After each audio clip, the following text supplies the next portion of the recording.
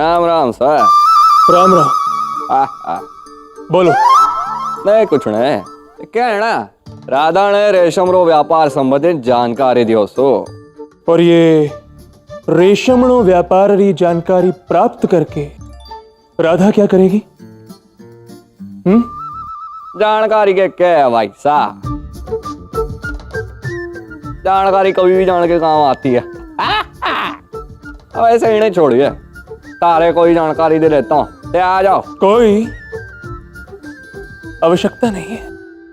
वो क्या है ना सा, मेरा रेशम के व्यापार से दूर दूर तक कोई संबंध नहीं है। मैं एक योद्धा हूं, व्यापारी नहीं। गणी चौकी बात भाई साहब, तो योद्धा हो तो तनिक मारे को बताओ ना, अब तक कितने युद्ध लड़े तन्ने? युद्ध? हाँ कुछ हुआ होगा ना।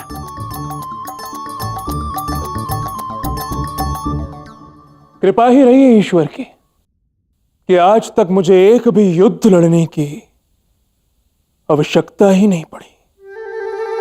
तो युद्ध तन्ने एक भी नहीं लड़े हो, फिर भी थे योद्धा हो।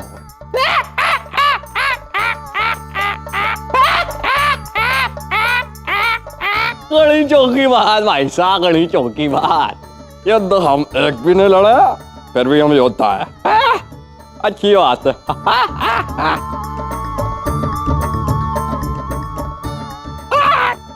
योद्धा आदमी है भाई ये। चलिए भाई साहब।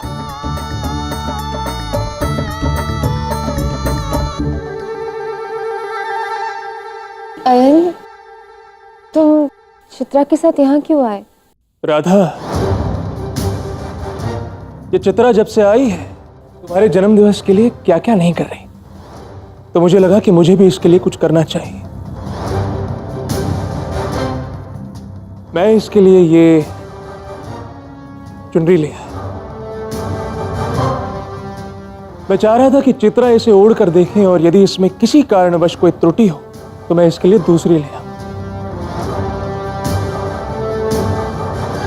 नहीं नहीं अयन, इसकी कोई आवश्यकता नहीं है। आवश्यकता है राधा, धन्यवाद स्वरूप इसे कोई उपहार देने की आवश्यकता है। यही तो शिष्टाचार है। इसलिए मैं तुम्हारे सामने ही इसे ये चुनरी देना चाह रहा था।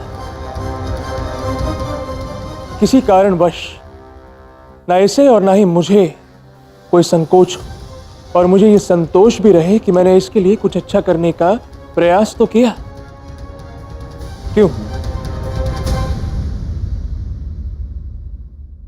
अच्छा ठीक है, हम एक काम करते हैं, हम दोनों इस दिशा में देखते हैं ताकि हम दोनों में से किसी को उसका मुख भी ना दिखे और उसका प्रण भी ना टूटे। उचित है।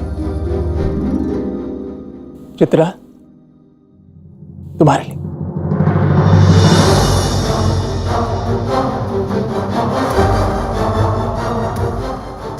आज उस कपटी कृष्ण का सत्य सबके समक्ष प्रकट कर ही दूंगा।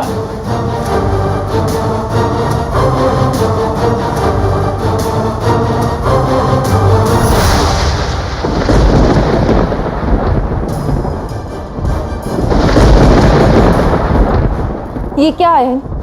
तुम इस प्रकार से मुड़े क्यों? अभी उसका प्रण टूट जाता तो?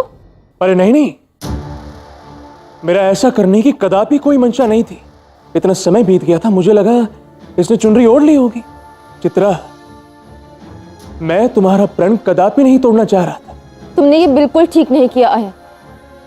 अगली बार से ऐसा कभी मत करना और लोगों के प्रण का सम्मान करना सीखो। चलो चित्रा।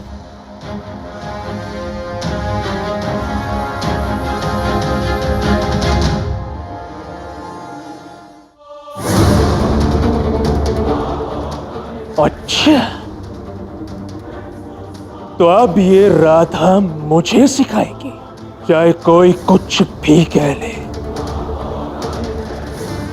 मैं ये सुनिश्चित करके रहूंगा कि उस घूंघट के पीछे कोई चित्रा नहीं, वो कपटी कृष्ण ही है। ओम कालदेवाय नमः। ओम कालदेवाय नमः। ओम कालदेवाय नमः। हे काल देवता प्रकट हो। महाबली कंस आपका आह्वान कर रहा। प्रकट हो। ओम कालदेवाय नमः। ओम कालदेवाय नमः। ओम कालदेवाय नमः।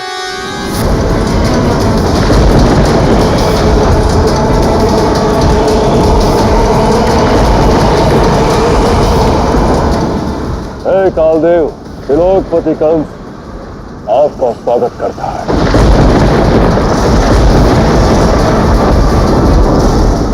कंस, मुझे जागृत करने का दुस्साहस कैसे किया तुमने? हे कालदेव, मेरा काल यहाँ जन्म ले चुका है और आप तो समस्त ब्रह्मांड के काल है। इस संसार में ऐसा कोई नहीं जो आपसे बच सकता है। आप मेरे काल को अपने काल चक्र में खींच लीजिए ताकि उसका अंत हो जाए। उचित है कंस, मैं तुम्हें शक्ति प्रदान करता हूं कि तुम एक काल चक्र का निर्माण कर सकते हो और जो भी इस काल चक्र में प्रवेश करेगा वो कभी बाहर नहीं आ पाएगा।